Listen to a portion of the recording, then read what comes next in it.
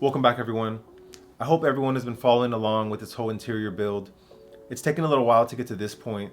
Like I said in my last video, there's been a lot of stuff going on in the background, but things are finally starting to come together, and I'm just super excited to finally get to working on the RAM again, start doing some more mods, as well as just filming on a more regular basis. So if you haven't seen that video, go check it out. I'll make sure to link it somewhere here or down below. And in that video, what we did was we sound treated the doors, and we got a head start on the door panel project, which basically what that is just combining two door panels to make my own RT door panels, or at least my version of them. So everything's mocked up in that video. In part two, we're gonna be getting everything epoxied, sealed. We're gonna sand everything, get everything painted, all the bells and whistles, everything that's gonna make these things look really, really sharp. So here's that footage now. Hope you guys enjoyed the video. It's the next day and this thing is ready for some epoxy. The only thing I did off camera was I did add a few screws. It really doesn't need them, honestly, but I had them lying around, so I figured why not. I really just used them in the area where the handle is, just to make sure that it's nice and strong. My epoxy of choice is JB Weld, just regular old JB Weld. I really like the plastic bonder. That one's awesome. I've used it in the past, but I feel like this is stronger, so I'm gonna be using this for the seams all along here, and that's pretty much it. I'm gonna get this on, let it cure, then move on to the next one.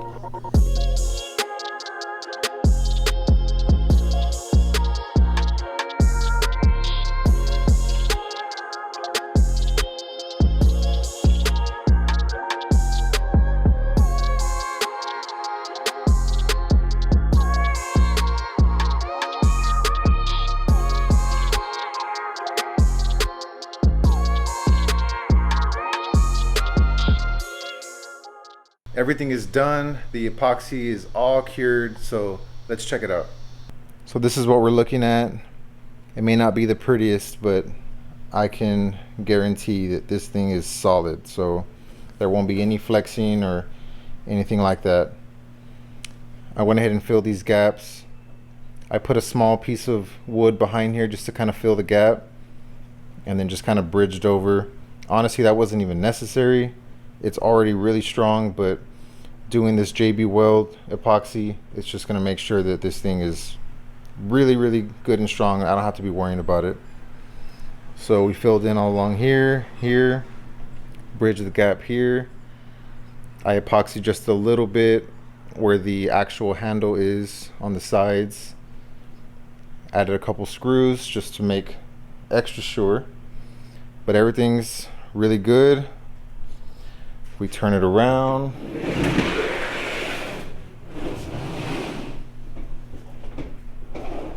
I mean, this is what we have. Essentially, it's the same door panel. This section all here is different. We added this piece in here. Of course, this handle. This thing is all dirty. It needs to be clean, but it lines up really, really well.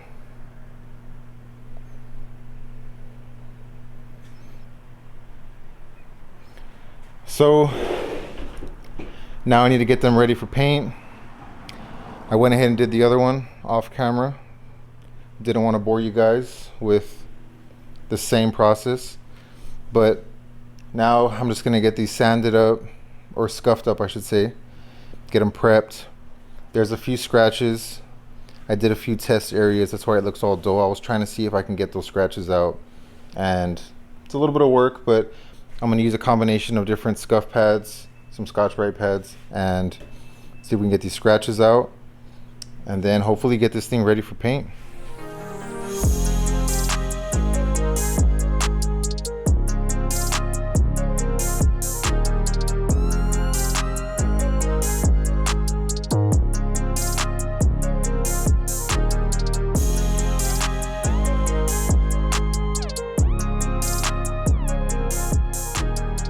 We just about have everything ready to go. It's all scuffed up. It definitely needs a good cleaning, especially for this section here where it's all leather. What I'm gonna do is use some soap and water and lightly clean this up. More specifically, the stitching here It looks kind of dirty, so I'm gonna get that cleaned up. And when I do paint it, I'm gonna have to kind of find a way to mask off just the stitching.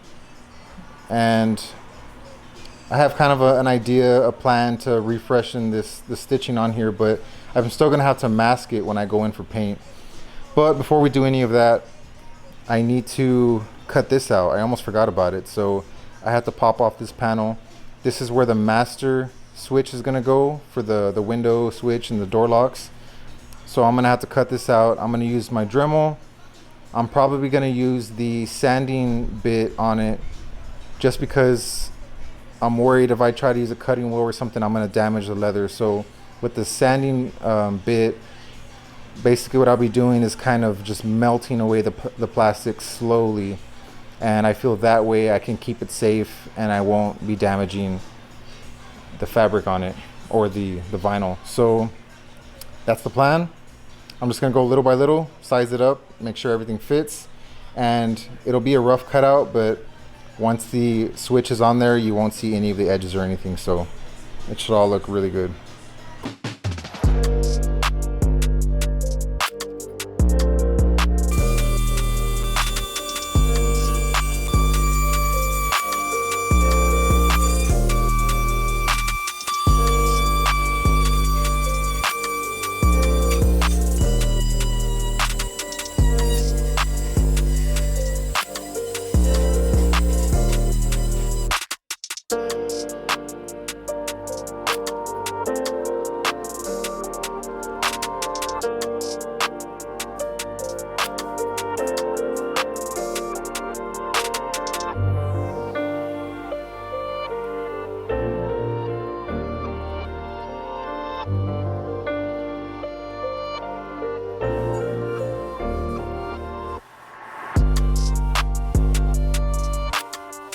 Finally got the door panel all cleaned up, masked it off. So this part here is where the stitching is. This is where the Ram logo is.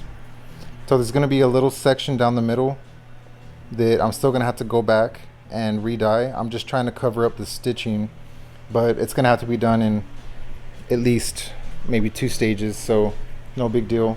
Gotta start somewhere. And yeah, I taped up this little trim here. This piece I ended up taking off because I have another plan for that, so I went ahead and took this off. It's the same thing in the back. It just has those little tabs that you have to drill out. I used a Dremel, same thing. But yeah, I have something else for that, so I'm just gonna, everything's gonna go black. I'm gonna be using SEM Color Coat Satin Black for the whole thing. I'm gonna go and I'm gonna spray some adhesion promoter over the entire thing and let that tack up, and then start going with the satin black. You just saw over here I use this stuff, SEM Texture Coating. This stuff is awesome.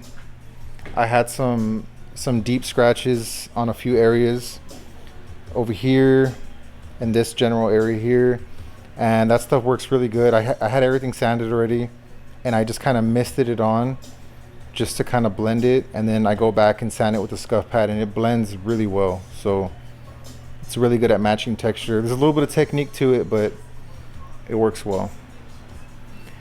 So it's all clean. You can see this thing is, I mean, obviously it's dried out because I was sanding it, but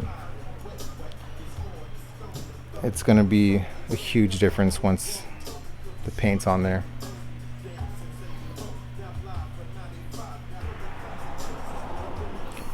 I cleaned here as good as I could, but you know, it's kind of hard to get in there, but it's definitely clean. I cleaned everything as much as I could.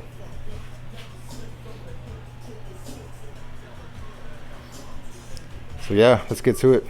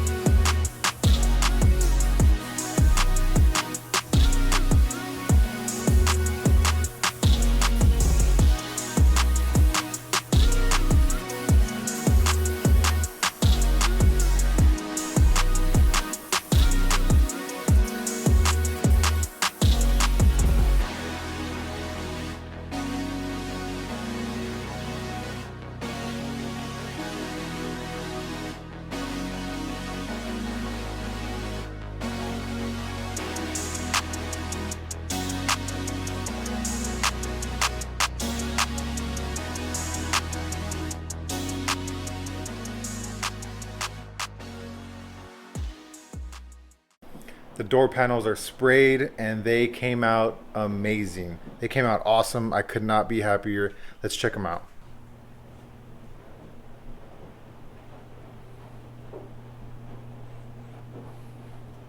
Look at these. And I'm pretty picky with, you know, all the details, the small details, I should say. And man, these things came out almost perfect. You would never know that they were once gray. They don't look painted. It has a nice factory finish. It looks kind of gray on camera, but they are definitely black. I think once they're installed and I get some better lighting, you'll be able to tell exactly how they look.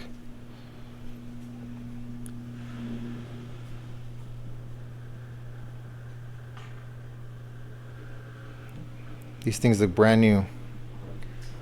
Fully Frankenstein. You would never be able to tell. I taped up the stitching just to kind of protect them a little bit.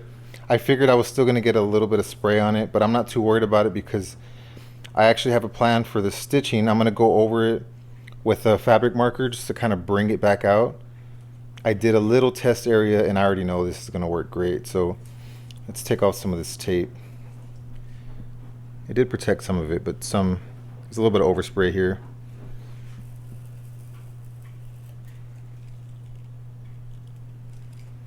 Yeah, you could see some of it got paint on top. Again, I'm not worried about it. I'm gonna use a fabric marker. It'll bring that right out. The stitching will pop like brand new again. Let's take this one off.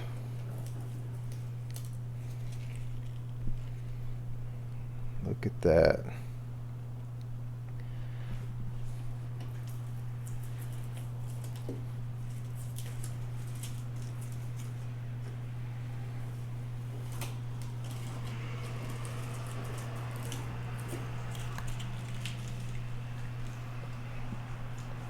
And that looks good.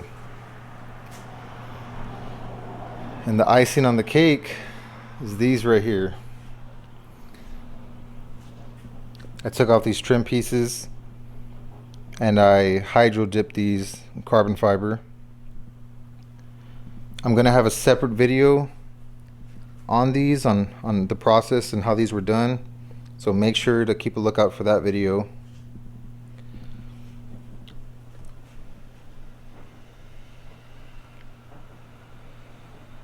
Came out really good. This will kind of give you an idea what this is going to look like. Put this piece back on here. That'll snap in the front, and then on the back we're just going to do the same process. We're going to JB Weld some plastic bonder in the back, get that secure, and then we have some brand new door panels. Really exciting.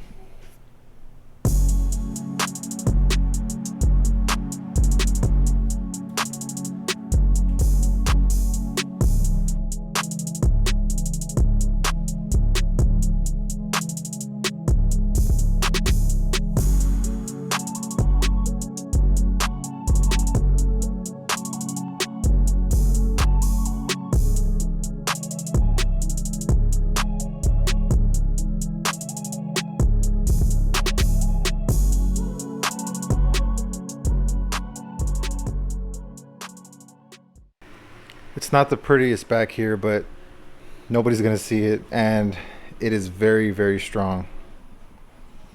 Everything is braced. I just did these right here. I'm gonna let that cure overnight. Gonna get the other one done, and then we can move on to the next step. While the door panels are drying, I'm gonna use this time to start running the speaker wire from inside the cab out through this loom and into the door.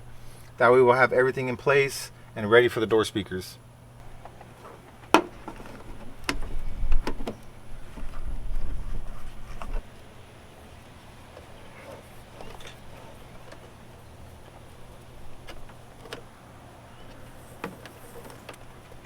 My camera died while I was running the wires, but I wanted to show how this was done because this is a little different from what I'm used to. But as far as getting the wires through this part, that was actually pretty easy. You just pop off this boot, and in my case there's a complete open spot right here, so that was really perfect. On the inside there's this little foam backing. I just kind of poked a hole, ran both wires through here, so that was the easy part. But I was trying to figure out, you know, how I'm gonna get it to run through this. It's always kind of tricky. I've seen people just cut these just to make it easy, and then they just tape it, and you know, it's not the best way to do it. In this case, you know, I put my hand in here and I was trying to feel around for the harness, couldn't feel anything, and then I realized that it actually runs outside of the door. That's why you have all these harnesses here. Everything runs outside. So the way that I got to that was, again, I just popped this off. I unplugged this one connector. There's just a little tab on the bottom just to release that. Gives me extra space to work. From there, you can see there's two T20 screws, one here, one there.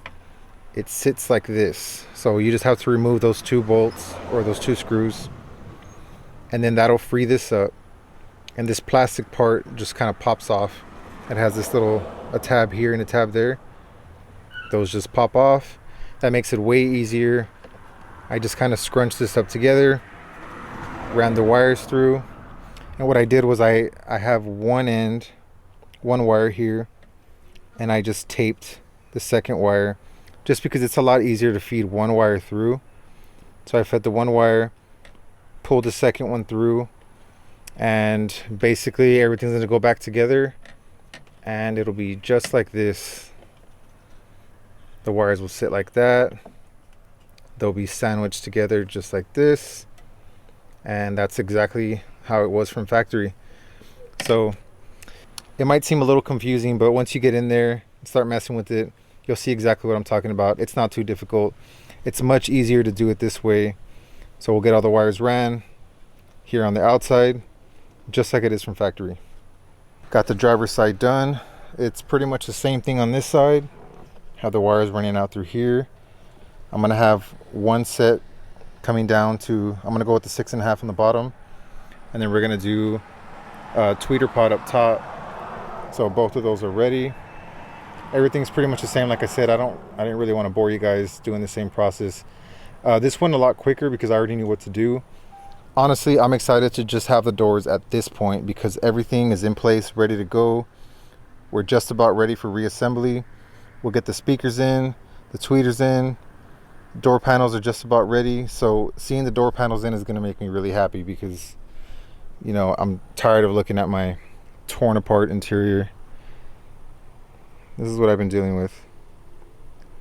I'm not driving the truck right now, so it's just parked until I can get everything put back together. But this is what you're dealing with if you're going to go to, you know, this extent of work. It'll all be worth it in the end. Right now in the truck we have a 6x9 opening, so I had got these adapters online to make these work, but these are meant for, I believe it's like 5 1/4 or something, all the way up to 6.5 or 6 3/4, but it does require some trimming. So as it is right now, this does not fit. You can see it's a good amount larger, and I mean that's as far as it goes. So I already trimmed back one of them, this one here, and now it seats perfect. So that's what we're looking for. With these plates, it's meant to, if you want, you can drill this out and add a tweeter, but that's not what we're going to be doing for this application, so I'm not worried about that. But this is already done, so what I'm going to do, I'm going to clean this up just a little bit more and then transfer it to this one, and then we'll have both of our plates.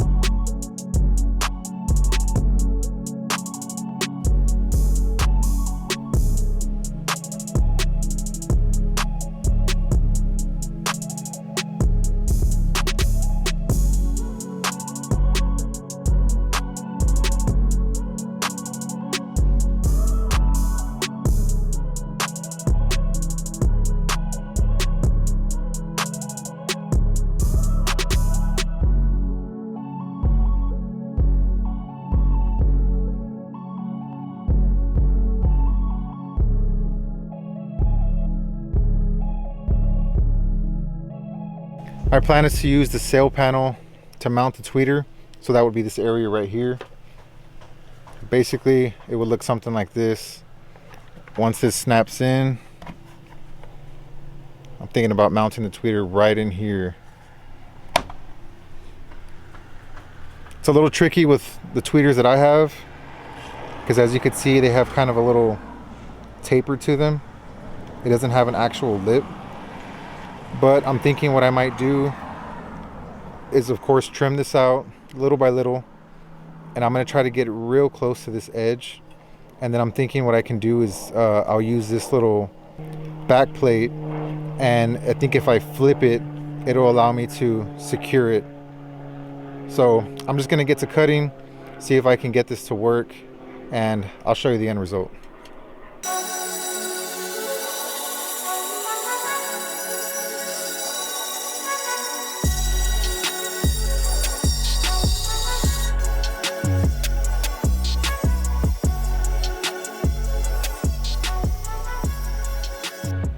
So after some cutting and trimming, this is what we have.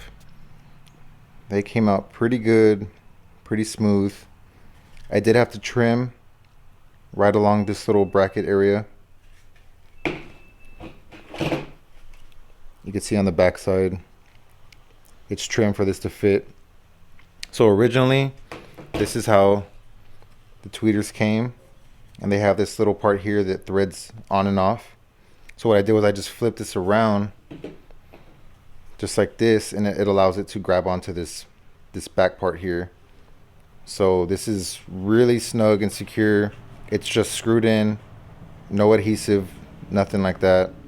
And these things aren't going anywhere. It's pretty clean. So now that that's done, we're gonna get these cleaned up, shoot a fresh coat of paint on it, and they'll be ready to install.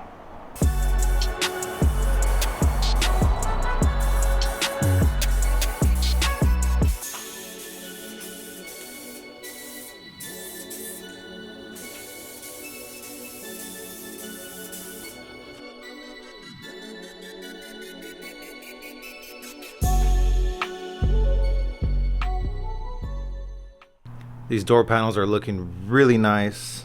They are almost there. Now we're gonna move on to the last step, and that's redoing this stitching here. Whenever I got them, it is from a used panel, this section, so they were already pretty dull and kind of dirty looking. I gave them a good cleaning, I scrubbed them really good, but whenever I went to paint everything, I did get a little bit of overspray on these. I wasn't too worried about it because I knew I was gonna do this step, and what I'm gonna be doing is using this fabric marker from Sharpie. It's a silver metallic. Now, from the factory, a lot of people think this stitching is white, and maybe there is some trim levels that have the white stitching, but on these it's definitely silver. So this is probably going to be a little bit on the brighter side, I imagine, but I'm going to try to work with it. And what I'm going to do is I'm still going to tape these up just to make sure that I don't get anything on the upper sides. And I'm just going to take my time, go stitch by stitch. Hopefully it doesn't take forever.